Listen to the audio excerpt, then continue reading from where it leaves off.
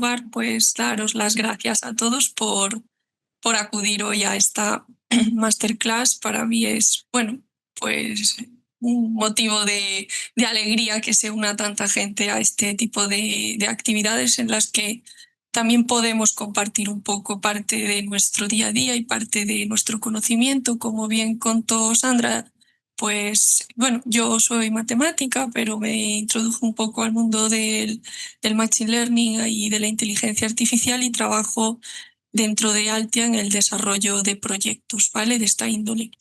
¿Qué vamos a estar hablando en la sesión de hoy? Bueno, pues un tema que es verdad que en la literatura no se habla mucho, se comenta acerca de entrenamiento de modelos, análisis exploratorio de datos, pero en cuanto a temas de despliegues y puestas en producción, no hay mucha información. Y la que hay, bajo mi punto de vista, a veces peca de ser muy técnica. Mi idea es que en esta sesión contároslo, uno, desde mi experiencia, ¿vale? Y dos, que sea bastante ameno, ¿vale? También con ese punto de entender con qué finalidad realizamos todas estas puestas de producción, ¿vale? Ponerlas en unión con lo que yo llamo, pues, el negocio, que al final es el punto final de un desarrollo de Machine Learning, ¿vale? Entonces, vamos a pasar a la siguiente diapositiva y os voy a contar un poco cómo he estructurado el índice, teniendo en cuenta, bueno, pues el tiempo que hay para hablar de ello. Si tuviera aquí 2 horas, me ponía a contar la Biblia en verso. El primer punto del que vamos a estar, bueno, contando es acerca de cómo es el proceso previo antes de llevar nuestro modelo a producción, ¿vale? El segundo punto es ver qué necesitamos para pasar a producción, porque no es simplemente tener nuestro modelo de Machine Learning, bueno, desarrollado, sino que también tenemos que pensar qué pasos previos tenemos que tener en cuenta, ¿vale? El tercer punto es hacer una pequeña diferencia entre lo que son despliegues en la nube versus, pues, los despliegues en local. Y un último punto, como ya os venía anticipando, es alinearnos con negocio en base, pues, a este despliegue que hagamos previamente.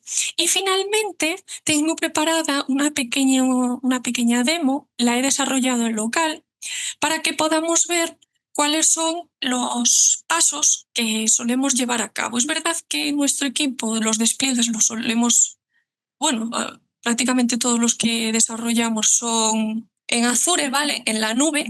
Sí que tienen un componente más complicado que hay que entender, pues por ejemplo Azure Machine Learning, un poco la infraestructura y sí que consideré que con el tiempo que teníamos y bueno, quizás se complicaba un poco el explicarlo en la nube, pero que se puede dejar para otra sesión, ¿vale? Entonces, ¿cuáles son los pasos previos a llevar nuestro modelo a producción? Pensaréis, bueno, ¿qué podemos hacer? Bueno, pues antes de pensar en despliegues, antes de pensar en puestas en producción, lo que debemos hacer es asegurarnos de que el desarrollo de nuestro modelo es lo suficientemente sólido, ¿vale? Esta etapa que os estoy contando no va a tratar solamente de optimizar nuestro modelo de Machine Learning hasta tener, digamos, no sé, las mejores métricas, sino también en entender nuestro dato, entender las distribuciones, entender el sesgo en los datos, documentar, pues, las posibles decisiones que vayamos tomando y transformar también nuestros notebooks iniciales en pipelines, ¿vale? En scripts que sean lo más reproducibles posibles. ¿Qué ocurre? Que si esto lo hacemos bien, si este paso previo lo hemos desarrollado con criterio, el camino que llevemos a producción va a ser mucho más corto, mucho más seguro y desde luego mucho más sencillo, ¿vale? Entonces vamos a partir de la premisa de que tenemos un modelo que funciona bien. ¿Y a qué me refiero con que nuestro modelo funciona bien? ¿Qué significa? Bueno, pensad que previamente, antes de pensar en llevar modelos a producción, debemos trabajar dentro de un entorno de desarrollo en el que tenemos diferentes etapas. Una de ellas es el análisis exploratorio de los datos. En esta etapa, ¿qué hacíamos? Bueno, cogemos nuestros orígenes de datos, los limpiamos, los transformamos. Si tenemos valores nulos, pues imputamos, exploramos cómo es nuestro dato. Podemos llegar a realizar técnicas de crear nuevas variables que aporten valor. Es decir, toda una primera fase que para nosotros supone, podría decir, casi el 80% en un desarrollo, pero que es el core también de que para que nuestro modelo de ML sea, como bien comentaba antes, lo suficientemente robusto, ¿vale? Una vez hemos hecho esta etapa, este paso previo, podemos tener garantías de que el siguiente paso será entrenar el modelo de Machine Learning. En este caso, lo que haremos es decir, vale, estamos ante un problema supervisado o no supervisado, es un problema de clasificación o de regresión. En base a eso, lo que haremos será seleccionar un algoritmo de Machine Learning en base al tipo de problema que queramos resolver. Entrenamos nuestro modelo, realizamos pues, una optimización de hiperparámetros con la finalidad de mejorarlo y por último obtenemos unas predicciones porque nuestro modelo ya ha aprendido, ¿vale? En base a nuevos datos que ingerimos, esas predicciones se llegan a obtener y por último confirmamos si realmente el modelo con el que hemos entrenado nuestros datos es un modelo lo suficientemente bueno y para ello entran en juego las métricas, pues si estamos en un problema de clasificación nos fijaremos pues, en métricas como la precisión, el recall, etc. Y este será el paso previo antes de meternos con puestas en producción, con despliegue. Me parecía muy interesante contarlo porque muchas veces, pues eso, si ahora me pongo a contar temas de despliegues sin hacer una recapitulación de esto, para mí perdería un poco de valor la presentación, ¿vale? Entonces, ya tenemos en desarrollo nuestro modelo entrenado, ¿no? ¿Y ahora qué? ¿Cuál es el siguiente paso? Bueno, pues pongo ahí en la diapositiva que en Machine Learning el despliegue, lo que se llama en inglés deployment, es el paso en el que nuestro modelo entrenado se va a poner en producción. Pero, ¿para qué ponemos nuestro modelo en producción? Pues por un único fin, y es que pueda usarse en aplicaciones reales, que otra persona le pueda dar uso, que le pueda dar valor. No se trata de yo tener mi modelo en mi computadora local, en mi PC, y que después mi cliente quiera ejecutar el modelo para tomar ciertas predicciones, como puede ser en casos de abandono de clientes. No, es que quiero saber esta semana cuál es la predicción de abandono de mi cliente Pepito, Manola, etc. Si yo lo tengo en mi local, esas pruebas, ¿no? Esas predicciones, perdón, no las va a poder realizar, ¿vale? Entonces, la finalidad última es que le podamos dar valor a todo lo que llevamos desarrollado. De hecho, ahí digo, nuestro objetivo es pasar de un experimento en notebooks, en el que tenemos una etapa de desarrollo, a un servicio disponible para lo que son los usuarios, ¿vale? De hecho, estábamos en un entorno de desarrollo y ahora pasamos a un entorno de producción en el que tenemos nuestro modelo desplegado, ¿vale? Hacemos predicciones sobre dicho modelo y podemos llegar a monitorizar cómo evoluciona el mismo a lo largo del tiempo, ¿vale? Porque a medida que la realidad va cambiando, nuestros datos puede que también, y esto influye en que las métricas que obtenemos puedan llegar también a empeorar, ¿vale? Y la pregunta que os lanzo es, ¿qué necesitamos para desplegar? Porque, ¿qué ocurre? Yo, bajo mi experiencia, cuando entré a trabajar en el sector de la inteligencia artificial, uno como data scientist se enfoca mucho en entrenar el modelo, desplegar, que las métricas sean lo mejor posible y no piensa en otros factores que son determinantes para que el flujo sea, digamos, lo más robusto posible y que no se nos escapen cabos, ¿vale? Porque es verdad que la inexperiencia, el desconocimiento hace que muchas veces vayamos como caballos de tengo que tener esto, tengo que tener una precisión de un 80%, pero te olvidas un poco del foco final, ¿vale?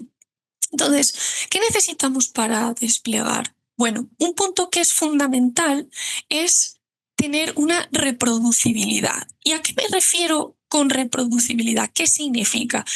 En general, este término sabemos que a lo que viene a representar es la capacidad de obtener los mismos resultados al repetir un experimento bajo las mismas condiciones. ¿Y esto cómo lo aplico al Machine Learning? Bueno, en el momento en el que yo tengo notebooks, está muy bien. Pero si yo quiero llevar esto a producción, necesito algo más. Necesito que mi código sea lo más reproducible, ya lo decía la palabra, posible. ¿Y cómo consigo esto? Mediante scripts en Python. Y también, otro punto importante, tener un versionado de nuestros datos. ¿Por qué? Porque quizás los datos con los que entrené mi primer modelo no sean los mismos que los datos con los que entreno mi segundo modelo cuando estoy haciendo pruebas, ¿vale? Puede ser que en ese primer experimento haya utilizado datos hasta el día de hoy, ¿vale? Bueno, o hace una semana, perdón, y en el siguiente experimento mi cliente me pasa más datos con el que poder entrenar el modelo y que pueda aprender, y ahí tengo, bueno, pues más información, pero no quiero perder lo que antes llevaba desarrollado, ¿no? Entonces, tener ese versionado de datos me permite tener un control, que es de lo que se trata, ¿no? Que no se convierta todo en un batiburrillo.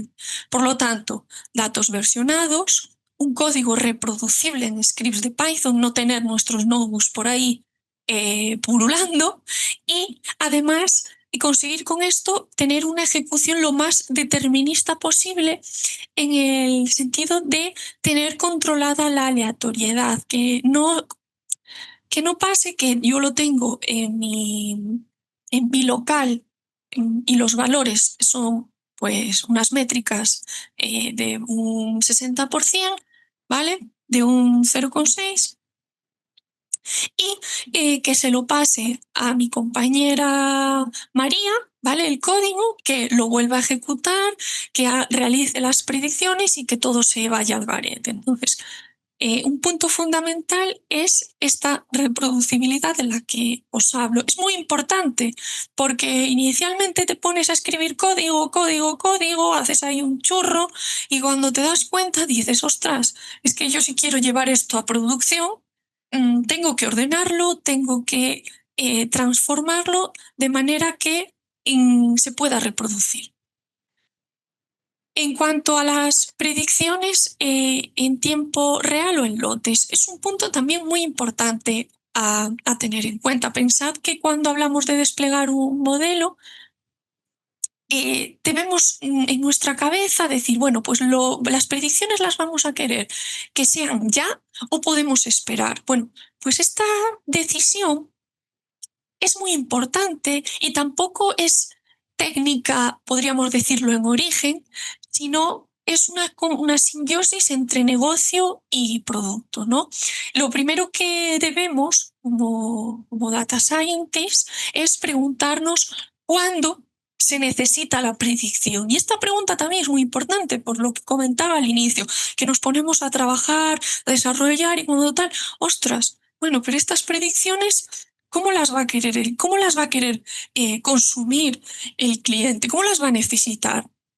¿Tiempo real o puede llevar una dilatación en tiempo? Bueno, pensad que si la predicción fuera parte de una experiencia directa del usuario, imaginaros lo que puede ser detectar el fraude al pagar, cuando estamos pagando en el supermercado o queremos traducciones instantáneas, como pongo en la diapositiva, ¿no?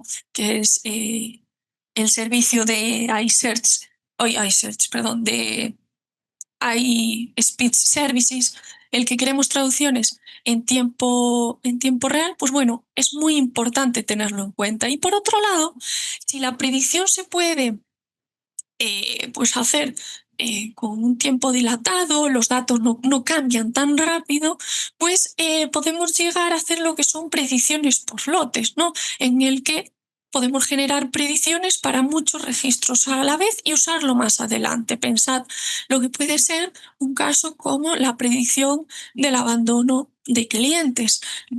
Seguramente no necesitemos en tiempo real saber cuándo me abandona un cliente, sino que puedo lanzar esas predicciones una vez a la semana, ¿vale?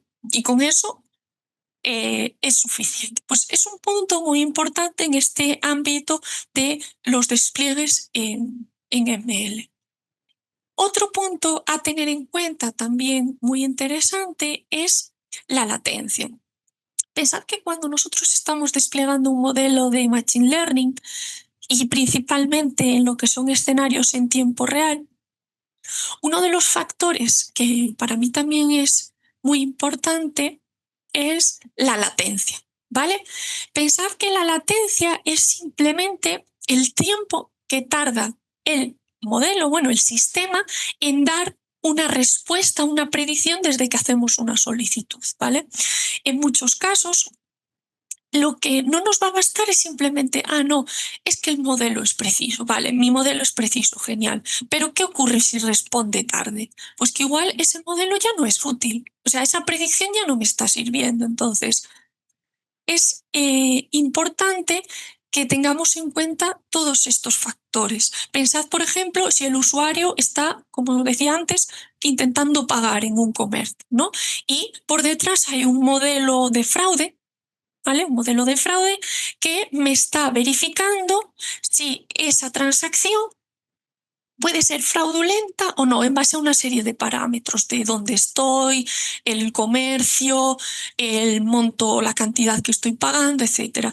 Y si esa transacción, en vez de tardar milisegundos, como pasa en lo normal, me tarda 4 minutos, pues esa experiencia de compra se puede romper, ¿vale? Y es algo bastante negativo. Por lo tanto, la latencia es un factor que debemos tener muy presente dentro de estos despliegues en el mundo del Machine Learning. Y ya pongo ahí abajo, desplegar un modelo no es solo hacer que funcione, es hacer que responda a tiempo sin afectar la experiencia del usuario. Por otro lado, tenemos el rendimiento.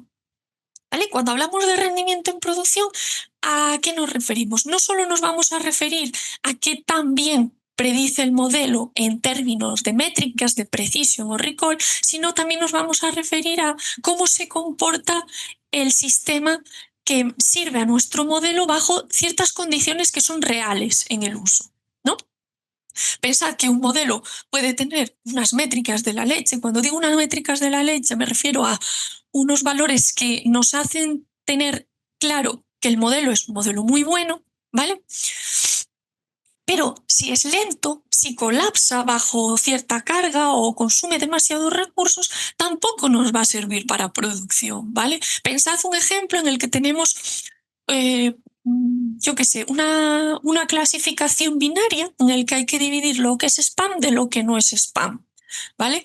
Y tenemos 10 millones de correos electrónicos con muchísimas filters, ¿no? Y un modelo como puede ser una regresión logística. Puede darse el caso que si nuestro sistema está recibiendo muchísimas solicitudes y realmente el modelo solo puede soportar pues X, ¿vale? Muchas menos, se genera un cuello de botella y hace que el modelo no sea lo eficiente que buscábamos, ¿vale?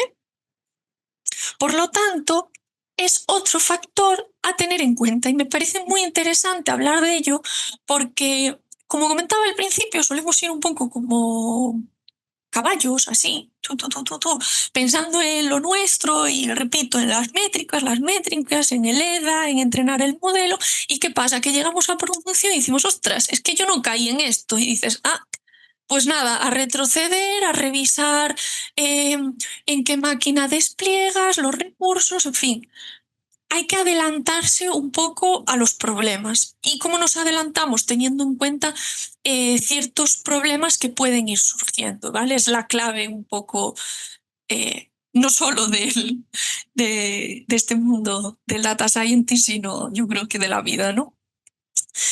Vale, hemos visto la latencia, ¿no? Hablábamos de tiempo real, predicciones en tiempo real en lotes, algo que deberíamos, tener en cuenta. Hablábamos de la latencia, del rendimiento. Y otro punto que también es muy importante es la complejidad del modelo, ¿vale?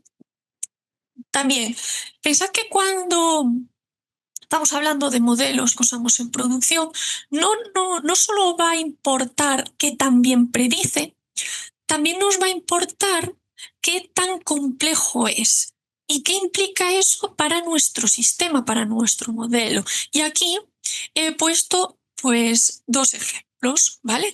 Imaginaros un modelo de Deep Learning, un modelo complejo, como es GPT-5, que ojo, no confundirlo con ChatGPT, ¿eh?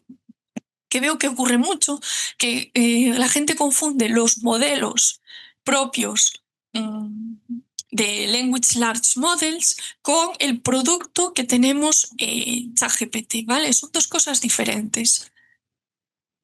Vale, yéndonos a GPT-5, este modelo de Language Large Model, es un modelo que está entrenado con miles de millones de parámetros y es un modelo muy pesado. ¿Qué significa que es muy pesado? Pues que va a requerir normalmente GPUs de alto rendimiento, va a requerir mucha memoria, servidores especializados. No todo el mundo puede tener en su casa entrenado un modelo como GPT-5. Esto está entrenado con grandes naves donde hay unos servidores impresionantes y ahí sí.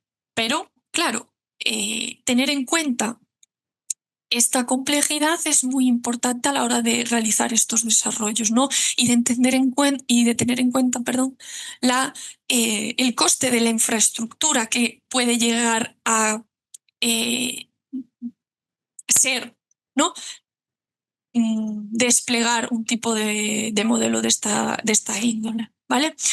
Y por otro lado, tenemos un ejemplo de un modelo muy sencillito, que es una regresión lineal, que realmente es todo lo contrario, ¿vale? Porque su lógica la podemos resumir en esa ecuación que os muestro ahí, una ecuación matemática, y va a correr podría decir, en milisegundos, en segundos, en cualquier CPU, ¿no? Lo podemos escalar fácilmente. Pensad que cada predicción, como bien comentaba, es prácticamente instantáneo, va a ser mucho más barato y un punto muy importante, es muy interpretable. Cuando hablo de la interpretabilidad en ML, eso es otro mundo que se puede contar en otra sesión, pero nos permite entender también cómo funcionan estos modelos, porque respecto de lo que es GPT-5 o cualquier modelo de estos que se vienen desde GPT-3 hasta aquí, son modelos que tú por detrás no acabas de entender qué está pasando, ¿vale? Cuesta mucho más interpretar cómo se comportan que lo que puedes llegar a entender cómo se comporta una regresión lineal donde la fórmula que representa ese modelo la puedes entender sin problema. Y aquí pongo un punto muy importante y es que más complejidad, ¿vale? No siempre es mejor. Hay que equilibrar entre lo que es precisión, entre latencia, entre interpretabilidad, que os estaba hablando ahora, y coste computacional. No por elegir el modelo más robusto, o sea, más potente, con mejores resultados en general, aplique a nuestro caso de uso. Y pongo ahí también una frase que me gusta mucho y que no siempre necesitamos un martillo hidráulico para clavar un clavo. A veces con un modelo sencillito, como puede ser una regresión lineal, pues vamos a ser capaces de resolver o de tener un modelo que responda al problema que se nos plantea. ¿Vale?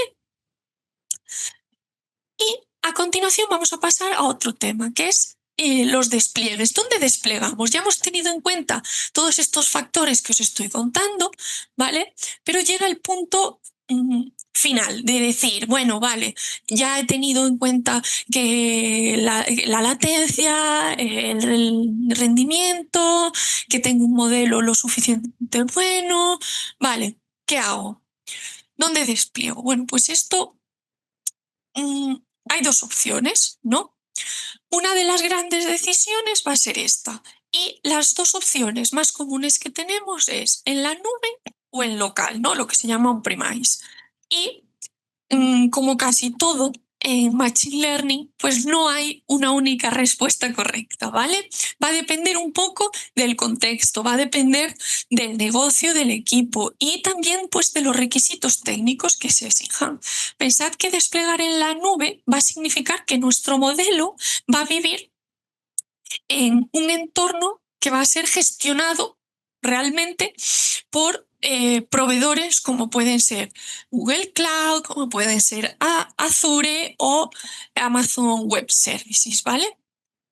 En estos entornos, que es donde, por ejemplo, bajo mi experiencia, donde yo suelo trabajar, como os comentaba inicialmente en Azure, ahí lo que podemos crear son pues endpoints de inferencia, escalar de forma mucho más automatizada, ser capaces de monitorizar, versionar datos. Bueno, nos permite mucha flexibilidad, tener un entorno muy seguro. Sabemos que de ahí en nuestra suscripción de Azure, con nuestro recurso de Azure Machine Learning, no va a pasar nada. Además, tiene una ventaja que a mí personalmente también me gusta mucho y es que lo podemos unir con diferentes componentes y hacer un pipeline donde tú pues obtienes los datos de un origen SQL o desde una base de datos la que sea, hacer un flujo que se englobe todo dentro de la suite de Azure con esa seguridad de que además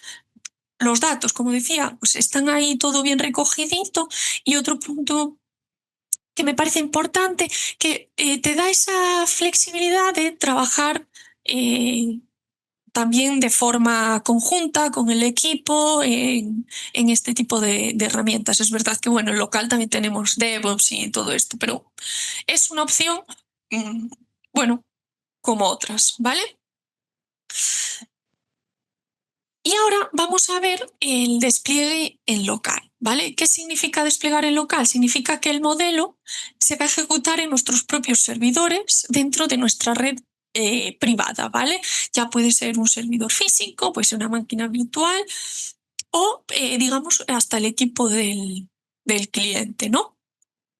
¿Y cuándo se va a preferir este tipo de, de despliegues? Bueno, pues cuando hay ciertas restricciones legales o ciertas restricciones de privacidad en el que tenemos datos muy sensibles que no pueden salir del entorno, de ese entorno controlado, o cuando no hay una conexión muy estable, o yo qué sé, se necesita, puede ser baja latencia, o tienes una infraestructura, yo que sé, también muy madura, ¿vale? Y quieres evitar pues costes en la nube porque en tu empresa ya se trabaja, bueno, eso, hay una infraestructura de la leche, pues esto puede ser una opción totalmente válida. ¿Qué ventajas tiene desplegar en local? Pues tienes un control total de este entorno de los datos, tienes menor coste porque no lo comentaba antes, pero trabajar en Azure no es gratis.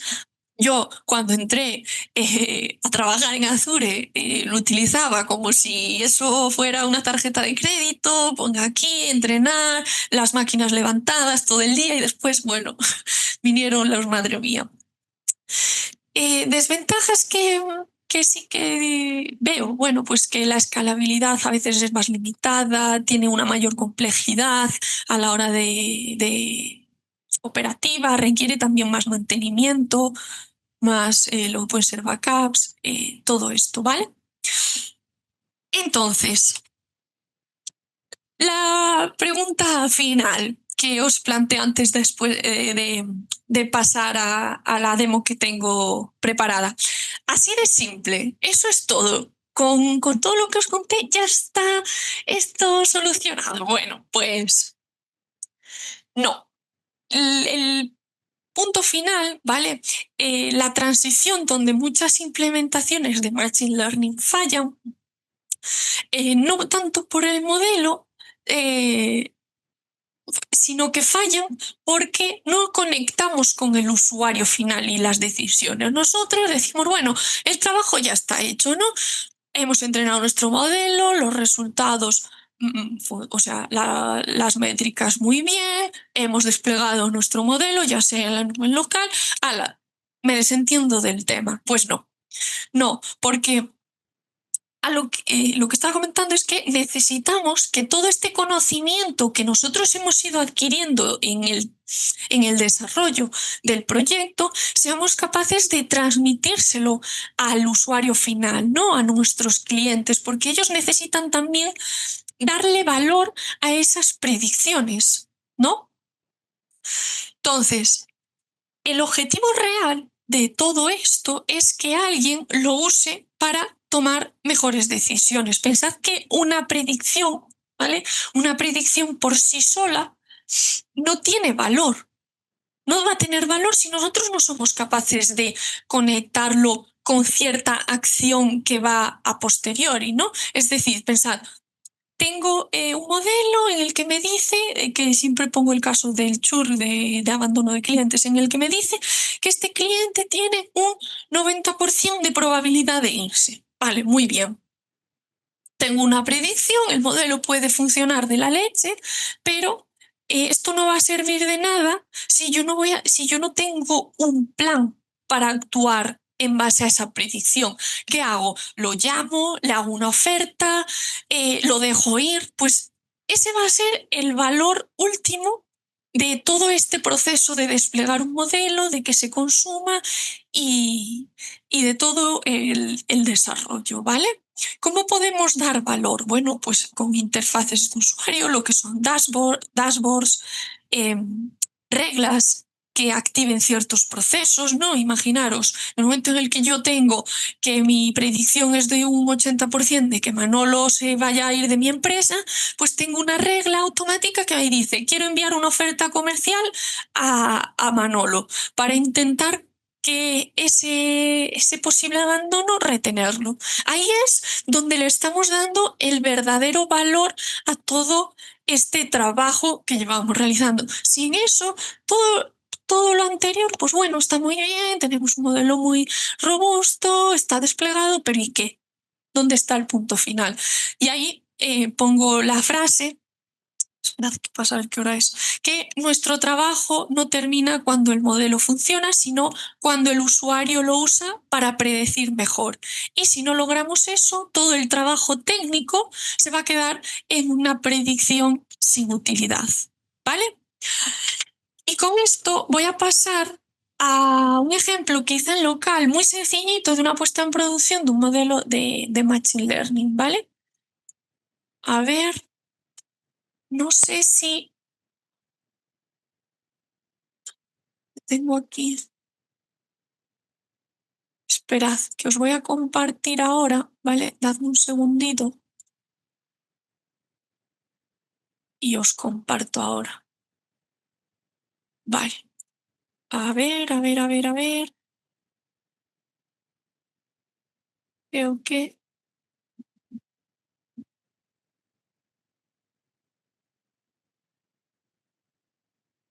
No sé si podéis ver el código.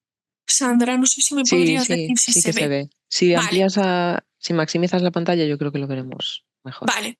Ay, Bueno, gracias. vamos a ver un ejemplo muy sencillito de una puesta en producción. Es verdad que yo ya comentaba que mi día a día trabajo en Azure ML y me gustaría hacer una en Azure ML, pero para el tiempo que había sí que he considerado que esto es más sencillito. Vale.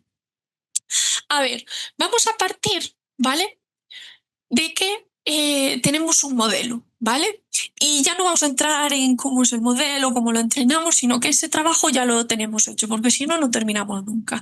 Y este modelo que os voy a enseñar aquí, voy a tener un script de Python, de eso que hablaba de la reproducibilidad. Vale, a mí no me interesa tener aquí un notebook suelto en el que me pongo yo a hacer mi modelo, mis historias, mis pruebas. No, necesito que cuando yo ejecute todo el proceso, cuando ejecute el entrenamiento, se haga de la forma más reproducible posible, que yo si se lo paso a mi compañero Álvaro, él ejecute esto y el resultado sea el mismo. Bueno, dicho esto, mi archivo train.py, ¿vale? Lo que va a hacer es entrenar un modelo que es capaz de predecir la especie de una flor. Iris, esto es el mítico ejemplo que todos conocemos, pero que es lo más sencillo a la hora de explicar todo esto. No necesito ahora ponerme con modelos muy complejos. Vale, entonces, para que lo veáis, ¿vale? Lo que hago es conectarme a este, bueno, conjunto, este dataset público en el que ya aparece información sobre las características numéricas de estas especies de flores, ¿no? Ya sean la iris setosa, la versicolor y la virgínica. Cuando yo lo convierto en data frame, para que lo veáis, voy a tener pues la longitud del sépalo, del pétalo y el target. El target va a ser 0 si es setosa, 1 si es iris versicolor y 2 si es virgínica, ¿vale? Esto va a ser un problema que se llama de multiclase, en el que tengo diferentes clases, pero yo he conseguido previamente cargar mi modelo, dividir en X e Y, ¿vale? Dividir el conjunto de entrenamiento y el conjunto de predicción. Hago un train test split en el que también aquí no lo he dicho bien, ¿vale? Aquí X es mi conjunto de entrenamientos y Y es mi variable objetivo, ¿vale? Mi label, lo que yo quiero predecir. Lo que yo quiero predecir son esos 0, 1 o 2, si es setosa, versicular o virgínica, ¿vale? Y tengo un train test split, ¿vale? En el que hago esa división en test y train para realizar el entrenamiento. Selecciono un algoritmo de Random Forest Classifier. Es verdad que antes esto se puede mejorar más con procesos de EDA, etcétera, pero bueno. Y unas predicciones, ¿vale? Hago un model.predict y calculo las métricas, ¿vale? Una métrica como me va a devolver el accuracy o el recall, etcétera. Y guardo mi modelo de Machine Learning, ¿vale? Además, puedo registrar dichas métricas con la librería MLflow, ¿vale? MLflow lo vamos a utilizar mucho para gestionar, o se utiliza en ML para gestionar el ciclo de vida de estos experimentos de ML. ¿Por qué? Porque nos va a ayudar a registrar automáticamente las métricas, a guardar parámetros del modelo, a llevar cierto historial de cómo han sido esos entrenamientos. Bueno, en fin, por no darle más vueltas a esto, tengo mi modelo entrenado, ¿vale? ¿Cuáles son los siguientes pasos para yo ser capaz de productivizar, desplegar dicho modelo? Bueno, pues un punto importante es tener un Dockerfile, ¿vale? Con este Dockerfile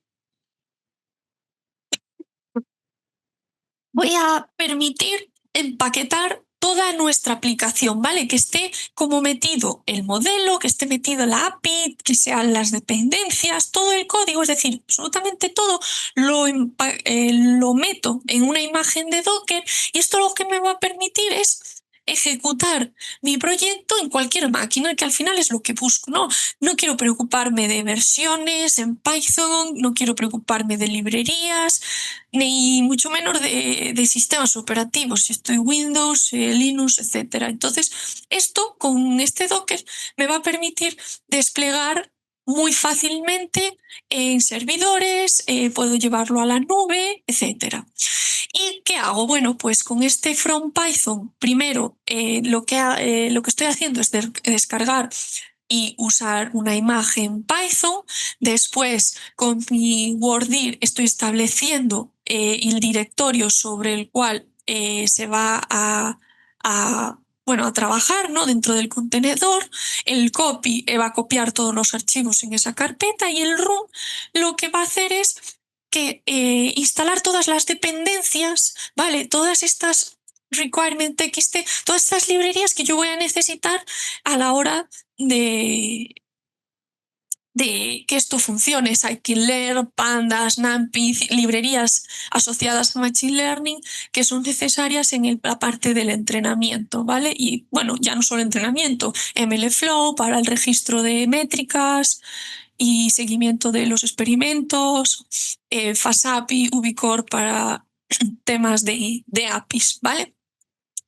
Entonces, teniendo en cuenta mi Dockerfile, teniendo en cuenta mi train.py y mi serve, bueno, ser.py es otro script de Python en el cual yo aquí estoy creando, como quien dice, simulando esa API para poder realizar a posteriori las predicciones, ¿vale? Este preds model.predict y lo que me va a hacer es que me va a generar una API que yo en el momento en el que haga llamadas a esa API me va a ir devolviendo cuál es la predicción que se obtiene, ¿vale?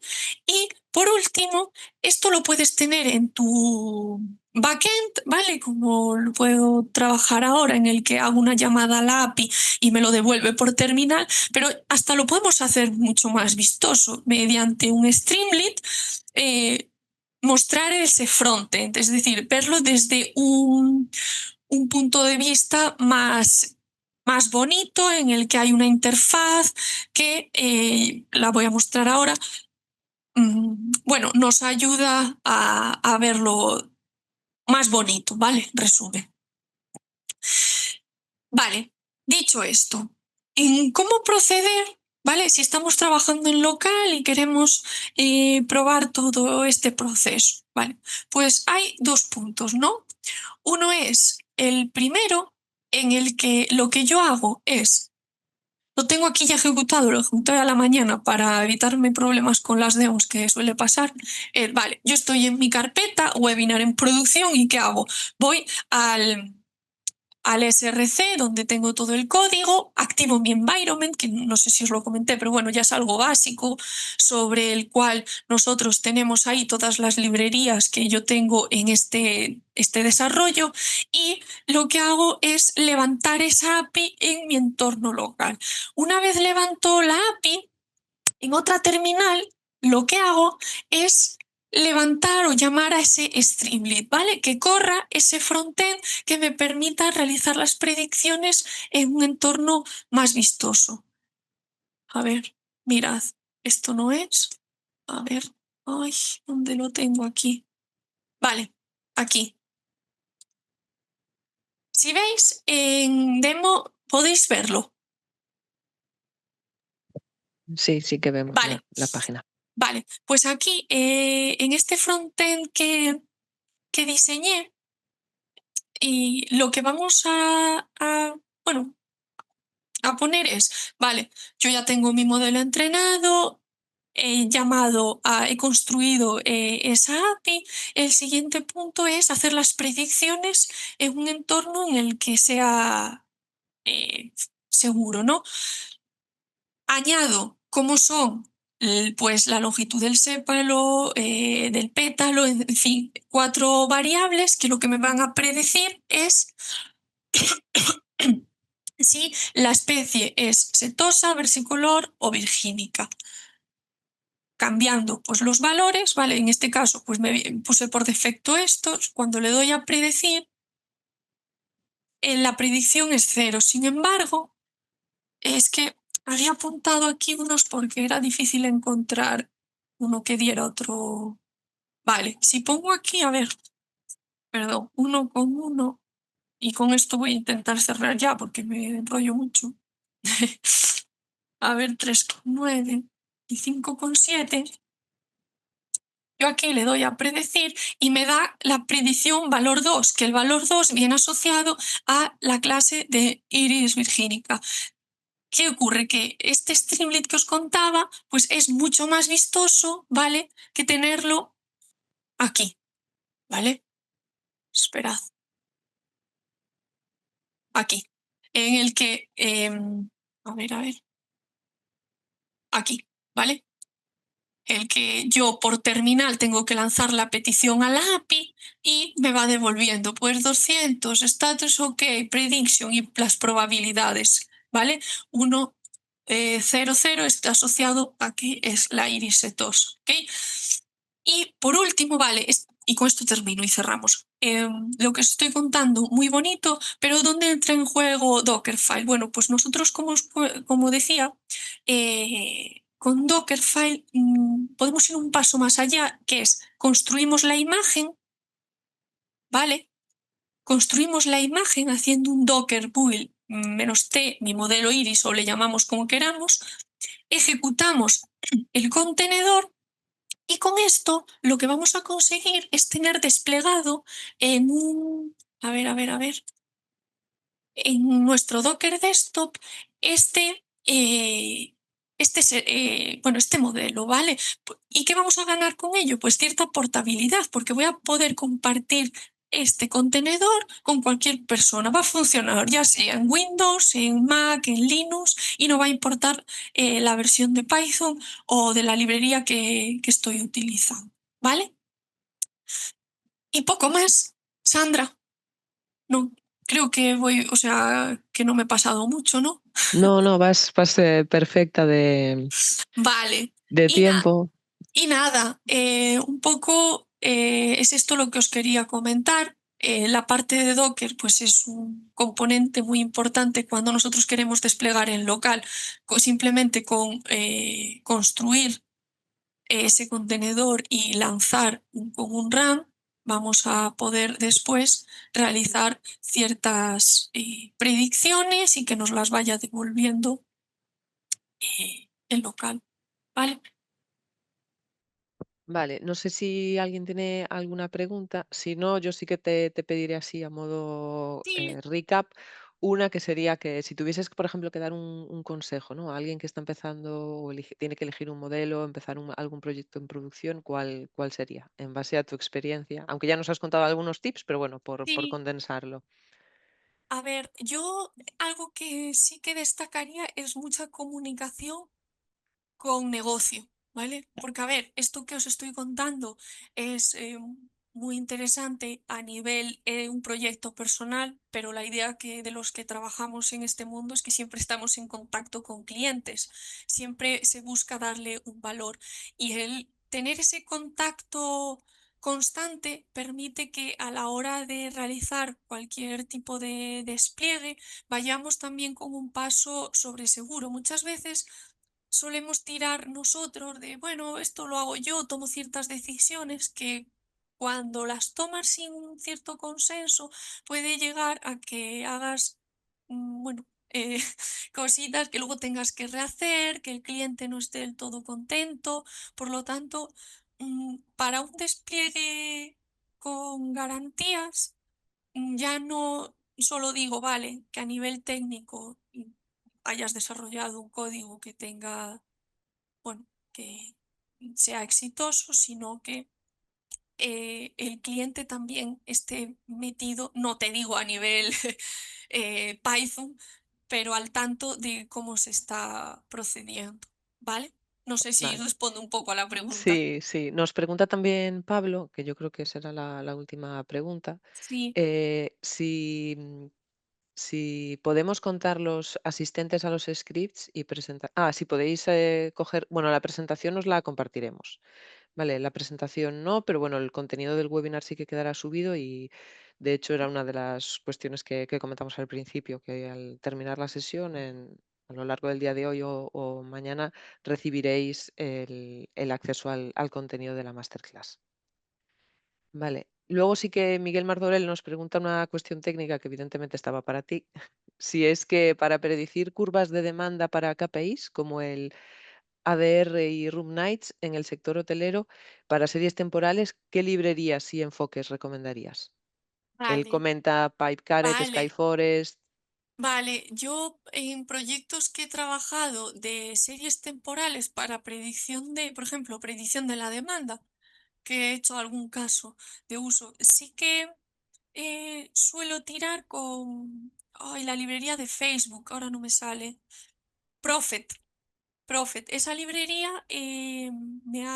bueno, me resulta bastante versátil a la hora de trabajar porque una vez entrenas tu modelo te devuelve mm, muchas variables relacionadas con la estacionalidad o con otro tipo de valores que sí que ayudan mucho, ¿vale? Prophet y sí, sobre todo Prophet. Hay otra que ahora no me acuerdo, creo que la comentaste ahora, Sandra, que Sí, tampoco, sí, ¿cuál ella comentaba, dijiste? bueno, Miguel comentaba Paycaret, Skyforest y Prophet.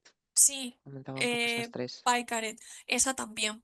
Pero bueno, yo suelo utilizar Prophet. Normalmente luego le meto una capa del IGBM con otro modelo. Bueno, depende del problema también. Puedo decir una librería que después es igual que otros modelos de ML. Pues para un problema un IGBM va genial y para otro con un simple regression logística es suficiente. Va a depender. No tenemos ninguna pregunta más. Si os parece, lo dejamos por aquí. Gracias, Lucía, por compartir tanto tu experiencia como la visión práctica. Esperamos que os haya sido útil. Muchísimas gracias por participar y por acompañarnos hoy. Nos vemos en próximas masterclass que iremos programando. Venga, Gracias a muchísimas todos. gracias.